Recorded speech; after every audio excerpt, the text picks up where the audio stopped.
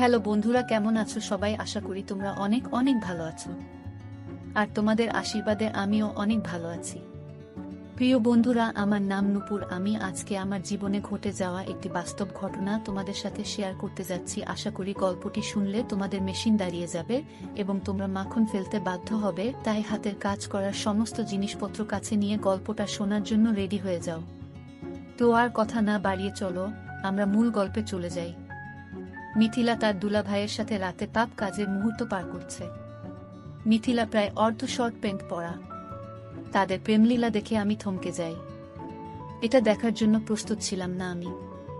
আমি মিথিলাকে ভালোবাসি, এটা মোটামুটি বাড়ির সবাই জানে।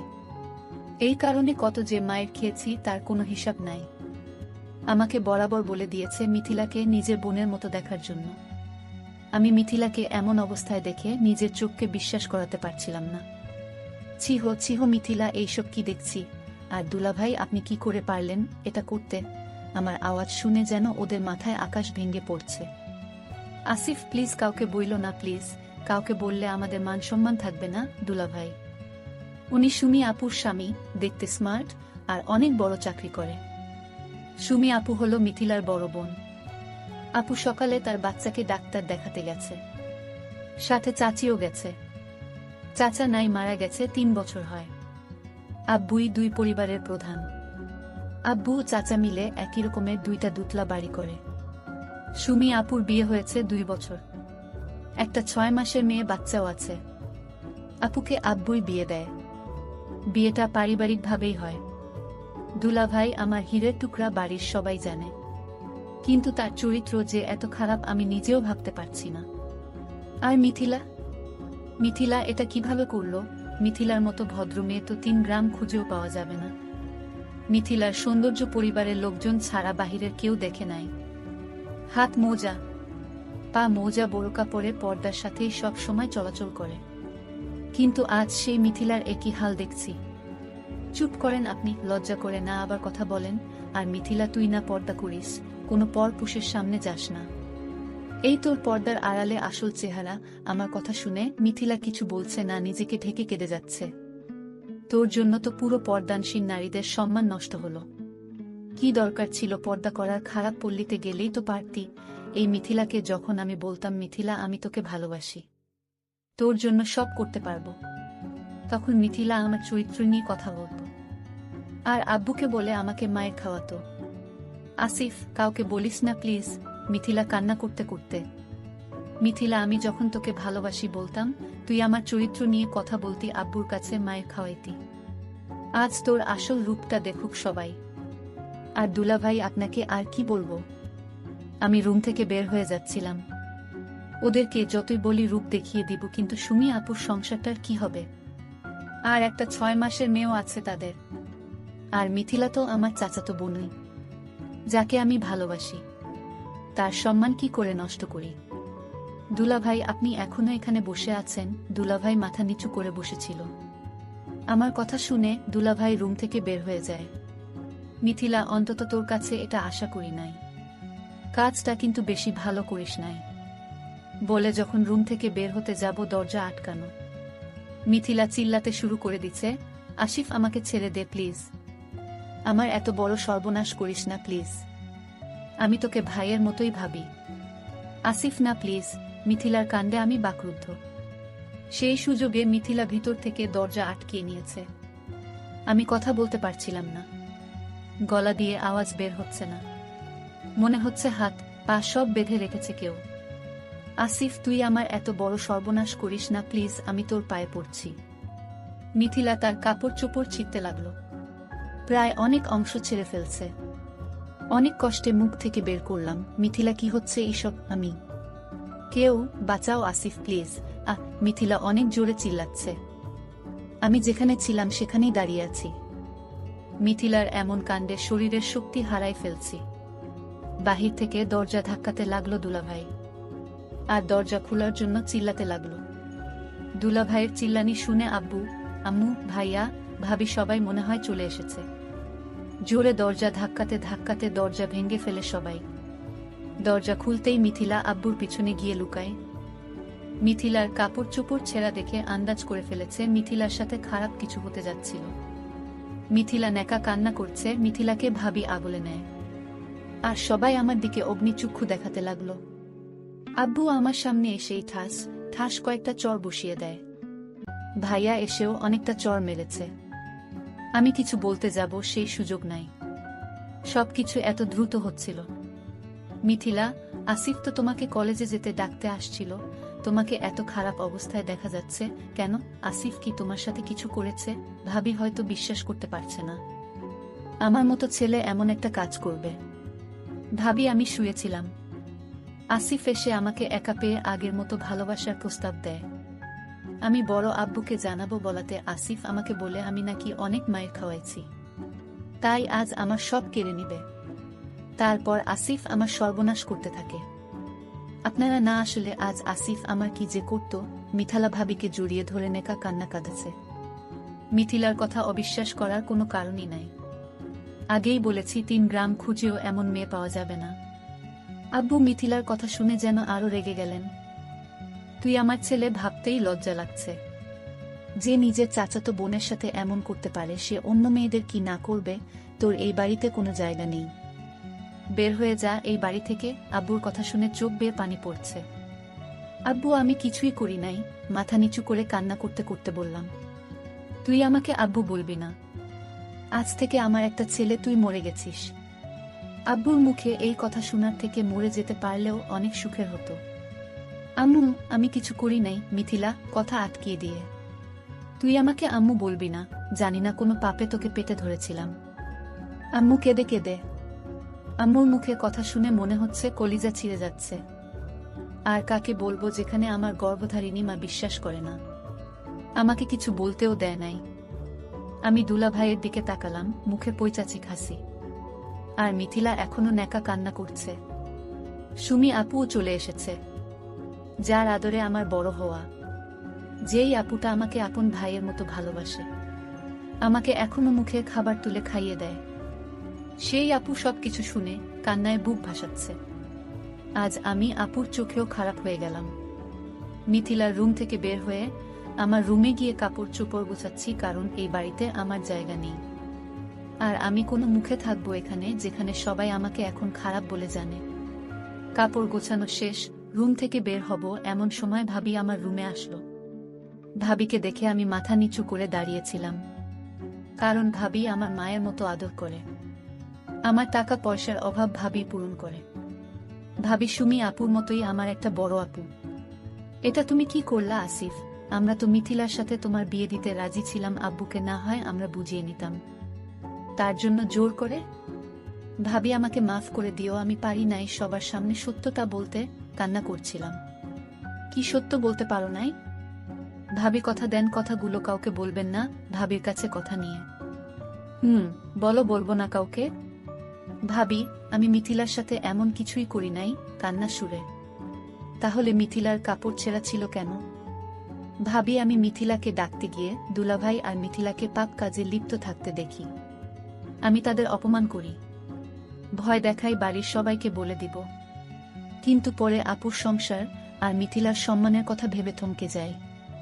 আমি রুম থেকে বের হতে যাচ্ছিলাম, দুলাভাই বাহির থেকে দরজা লক করে দেয়। মিথিলা জোরে জোরে কাঁদতে থাকে আর কাপড়গুলো ছিঁড়তে থাকে। তারপর ভিতর থেকে লক করে দেয় মিথিলা।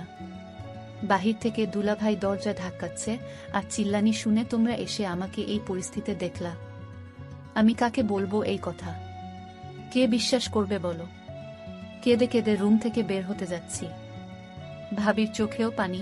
ভাবি বিশ্বাস করলেও নিরুপায়। কি বলছো আসিফ? তাদের পাপের বোঝা তোমার উপর চাপিয়ে দিয়েছে? ভাবি, তুমি কাউকে বলো না প্লিজ। মিথিলার সম্মান আর আপুর সংসার নষ্ট হয়ে যেতে পারে। জানি না আসিফ, কে মিথ্যা কে সত্য বলছে। মিথিলার আর সুমির জামাইয়ের তো এমন কোনো বাজে লক্ষণ দেখি নাই। ভাবি, তুমি আমাকে বিশ্বাস করছো না? তাহলে এটা দেখো, আমি সুযোগের সবকিছু ভিডিও করে রেখেছিলাম।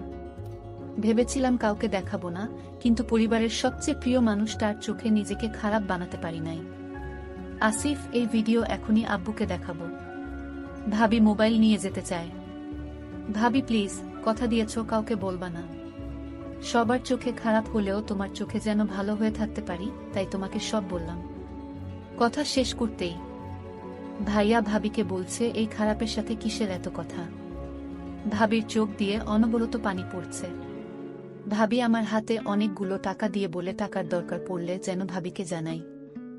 ভাবি চোখ মুছে আমার রুম থেকে বের হয়, কিন্তু আমার চোখের পানি জোড়ায় না। রুমটার প্রতি মায়া লাগছিল। আম্মুর পায়ে একবার সালাম করতে মন চাচ্ছিল, কিন্তু সেই সাহস আজ আমার নেই। সবাই আমার চলে যাওয়া দেখছে। ভাবি সবার চোখের আড়ালে বারবার চোখ মুছছে। 12টার বাসে রওনা দিলাম ঢাকার উদ্দেশ্যে। কিন্তু কোথায় গিয়ে উঠব, ঢাকা গিয়ে কি করব, খুব চিন্তা হচ্ছিল। কারণ ঢাকা আমি ভালো করে চিনি না, আর কোনো আত্মীয় স্বজন নাই যে সেখানে গিয়ে উঠব। ভাবির দেওয়া টাকাগুলো গুনলাম, 5,000 টাকা আছে এখানে, আর আমার পকেটে 780 টাকা। ভাবি যদি টাকা না দিত তাহলে তো 2 দিন বেঁচে থাকা কষ্টকর হয়ে যেত। এমনি কোনো কাজও জানি না, সবে মাত্র কলেজে পা দিয়েছি। আব্বুর টাকার অভাব নাই, যার জন্য লেখাপড়াটাই করেছি মন দিয়ে। পরিবারের সবাই আমাকে অনেক ভালোবাসত, আমার কোনো দোষ ছিল না।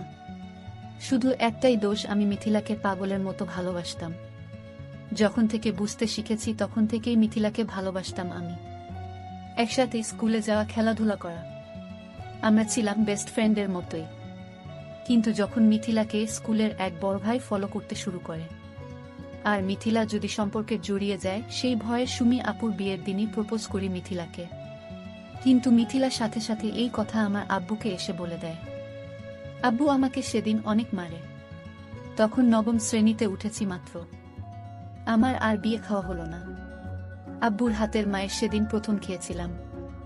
আব্বু বলেছিল মিথিলাকে যেন নিজের বোনের মতোই দেখি। আমার মায়ের দেখে মিথিলা অনেক হেসেছিল, কিন্তু মিথিলার প্রতি রাগ আসেনি আমার। বিয়ের দিন সুমি আপুর সাথে যাওয়ার জন্য বলেছিল আপু, আমিও প্রিপারেশন নিয়ে রেখেছিলাম, কিন্তু আমার আর যাওয়া হলো না। মিথিলাই গেল। আব্বুর আমাকে মায়ের কারণটা শুধু ভাবিই জানত, আর সবাই জেনেছে দুষ্টুমির জন্য মেরেছে। অনেকে আব্বুকে রাগ দেখিয়ে বলেছিল, দুষ্টুমির জন্য কেউ এমনে মারে, আর বিয়ের দিন ফাইজলামি করবে না তো কবে করবে? আপুকে আনার জন্য গিয়েছিলাম। আপু না যাওয়ার কারণ কি জানতে চেয়েছিল, কিন্তু কিছু বলি নাই। তবে মিথিলার মনে যেন আনন্দের জোয়ার বইছে। নতুন দুলাভাইয়ের সাথে ভালোই খাতির জমেছে। আমার খুব ভালো লাগলো বড় ভাইয়ের অভাবটা দুলাভাইকে দিয়েই পূরণ করুক। আপুকে নিয়ে বাসায় আসলাম। দুলাভাইয়ের সাথে আমারও ভালো সম্পর্ক গড়ে ওঠে। খুব ভালোভাবেই যাচ্ছিল দিনগুলো, কিন্তু বারবার মিথিলাকে আমার মনের কথা বলার চেষ্টা করেছি। মিথিলা বলতো, আমি তোকে শুধুই ভাইয়ের মতো দেখি। দুলাভাইকে দিয়েও বলেছিলাম, অনেকবার কাজ হয়নি। তবে দুলাভাই আর মিথিলাকে অনেকবার একান্তে দেখেছি। মনে হচ্ছিল প্রেমিক প্রেমিকা বসে প্রেম করছে, কিন্তু আমি তখন এইসব নিয়ে ভাবি নাই, কারণ মিথিলা, দুলাভাই এমন না। পরবর্তীতে এমনই হলো। হঠাৎ মোবাইলে মেসেজ টিউন বেজে উঠে। কল্পনা থেকে বাস্তবে ফিরে আসি। মিথিলার নাম্বার থেকে মেসেজ। কি লিখেছে? আমার রূপ বের করতে গিয়ে নিজেই ধরা খেলি কেমন অভিনয়টা করলাম। মিথিলার লেখাটা পরে চোখের কোণে জমে থাকা কষ্টগুলো বের হতে চাচ্ছিল। আমি জানি না তুই এমনটা কেন করেছিস, তবে আমি চাইলে আমি তোদের রূপটা বের করে দিতে পারতাম, কিন্তু তোর সম্মান আর আপুর সংসারের কথা ভেবে কাউকে কিছু বলি নাই আমি। তাই নাকি? তোর কাছে কি প্রমাণ আছে নিজেকে সাধু বানানোর জন্য? তবে কেন তোকে বাসা থেকে বের করেছি জানিস? যেন আমাদের সম্পর্ক আর কেউ না জানে, আর তোর কাছে যেন ছোট হয়ে না থাকতে হয়। মিথিলা, ভালো করেছিস, এতে আমার কোনো দুঃখ নাই। শুধু বলবো, আপুর সংসারটা নষ্ট করিস না প্লিজ। তোদের এই অবৈধ সম্পর্ক নষ্ট করে সবাই যেমন ভাবতো তোকে সেই রকম ভাবে চলো। তুই আমাকে বলবি আমি কি করব? আমি দুলাভাইকে বিয়ে করব? তারপর আমি রিপ্লে দিলাম, কিন্তু মেসেজ সেন্ড হচ্ছে না। বুঝতে বাকি নেই এই সিমটা নষ্ট করে ফেলেছে। কিন্তু আমার মনে খুব ভয় জন্মাইছিল, আপুর সংশয়টা কি মিথিলা ধ্বংস করে দিবে। তাই আমি সাথে সাথে দুলাভাইকে ভিডিওটা পাঠিয়ে ছোট করে লিখে দিলাম, আমি চাইলে এই ভিডিওটা সবাইকে দেখাতে পারতাম। এতে করে আপনাদের সম্মান কোথায় যেত একবার ভেবে দেখেন। কিন্তু আমি তা করিনি। আমি না হয় এই অপবাদে ভালোভাবেই বেঁচে থাকতে পারবো। কিন্তু মিথিলার আব্বু নাই। আমার আব্বু নিজের মেয়ের মতো আদর করে। সেই আদরটা থাকতো না। আর মিথিলার সম্মানটা কোথায় থাকতো? আর আপনার আপুর চোখে সারা জীবন পাপী হয়ে বেঁচে থাকতেন। হতে পারতো আপনাদের সংসারটা ভেঙে গেছে, আর আমাদের বাড়িতে যে সম্মানে আছেই সেই সম্মানটা ঘৃণায় পরিণত হতো। তাই আপনাদের একটা সুযোগ দিলাম, আপনাদের এই অবৈধ সম্পর্ক থেকে সরে আসুন। সম্মান আর আপুর ভালোবাসা নিয়ে বেঁচে থাকুন। মনে রাখবেন, আপনার একটা ফুটফুটে বাচ্চাও আছে। আমি মেসেজটা দিয়ে বসে রইলাম। বাস একটা স্টেশনে এসে থামল। বাস থেকে নেমে পেটে খুব ক্ষুধা লাগছিল, তাই হোটেলে গিয়ে খাবার খেয়ে নেই। রাস্তার পাশ ধরে হাঁটছি, কিন্তু এখন আমি কোথায় যাব, কি করব ভেবে পাচ্ছি না। আব্বু আম্মুর কথাগুলো কানে বাজছিল।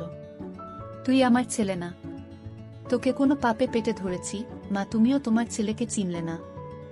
চোখ থেকে অনবরত পানি ঝরছিল। অন্যমনস্ক হয়ে রাস্তা দিয়ে হাঁটতেছি। দুপুর গড়িয়ে বিকেল। হঠাৎ এই রাস্তার মাঝখানে একটা বাচ্চাকে দেখলাম, যে কোনো মুহূর্তে গাড়িতে চাপা পড়তে পারে। আমি কোনো কিছু না ভেবে ব্যস্ত রাস্তায় নেমে গিয়ে বাচ্চাটাকে কোলে করে রাস্তার পাশে নিয়ে যাই। কিন্তু শেষের দিকে একটা গাড়ি এসে আমার পায়ের উপর দিয়ে গাড়ি চালিয়ে দেয়। আমি ব্যথায় কাতরাচ্ছি। বাচ্চাটির মা এসে আমাকে হাসপাতাল নিয়ে গেল, আর একদিক দিয়ে আমাকে ধন্যবাদ জানাচ্ছে, অন্যদিক দিয়ে নিজের বেখেয়ালির জন্য বাচ্চাকে বাঁচাতে গিয়ে আমার এমন অবস্থার জন্য নিজেকে দোষারোপ করছে। ডাক্তার এসে আমাকে কি যেন একটা ইনজেকশন দিল। আস্তে আস্তে আমার চোখ বন্ধ হয়ে আসলো। চোখ খুলে দেখি পায়ে ব্যান্ডেজ। বাচ্চা ও বাচ্চার মা সহ আরেকজন আমাদেরই সমবয়সী মেয়ে পাশে দাঁড়িয়ে আছে। ডাক্তার এসে বললেন, পাটা খুব ভালোভাবেই ভেঙেছে, আমি ওষুধ লিখে দিচ্ছি, নিয়মিত খাওয়াবেন। আর রোগীকে 1 মাস রেস্ট নিতে হবে। খেলাধুলা কোনো কাজ করতে পারবে না। 5 দিন পর আবার দেখিয়ে যাবেন। ডাক্তার প্রেসক্রিপশন ধরিয়ে দিলেন। আমার জন্য আজ তোমার এত বড় ক্ষতি হলো। না না আন্টি, নিজেকে দোষারোপ করবেন না। এটা শুধু একটা অ্যাক্সিডেন্ট। আচ্ছা, তোমার বাসা কোথায়? তোমার ফ্যামিলির কারো নাম্বার থাকলে দাও, আমি তোমার মা বাবাকে আসতে বলি। আমার মোবাইলটা খুঁজে পাচ্ছিলাম না। তোমার মোবাইল রাস্তায় পড়ে ভেঙে গেছে, মোবাইলটা আমার হাতে দিয়ে। এটা তো একেবারে গেছে। মোবাইলটা হাতে রেখে পকেট থেকে ভাবির দেওয়া টাকাটা বের করে। আন্টি, হাসপাতালে কত টাকা বিল এসেছে জানি না, আমার কাছে এই কয়েকটা টাকা আছে, গ্রাম থেকে আসার সময় নিয়ে এসেছিলাম। এটা রাখেন প্লিজ, টাকাটা বাড়িয়ে। কি করছো তুমি এইসব? আমার ছেলেকে বাঁচাতে গিয়ে তোমার এই অবস্থা, আর তুমি আমাকে চিকিৎসার খরচ দিচ্ছ। আন্টি টাকাটা পকেটে ঢুকিয়ে দিয়ে।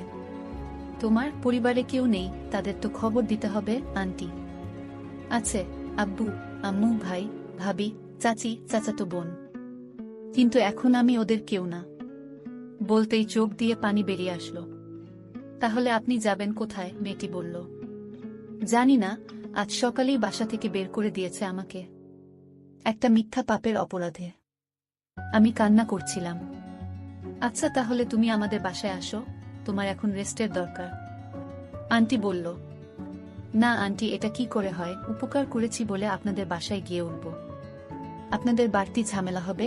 আমি চোখ মুছে বললাম, চুপ করেন, এত ভালো মানুষ সাজার দরকার নাই। আমার ভাইকে বাঁচিয়েছেন, এখন আপনাকে বাঁচানোর দায়িত্ব আমাদের। চলুন মেয়েটি। চলো উঠো। আন্টি আমার এক হাত ধরে তুললেন। আন্টি, আমার ব্যাগটা কই? আমার কাপড়ের ব্যাগ। আমরা তো তোমার ব্যাগ দেখি নাই, মনে হয় কেউ নিয়ে গেছে।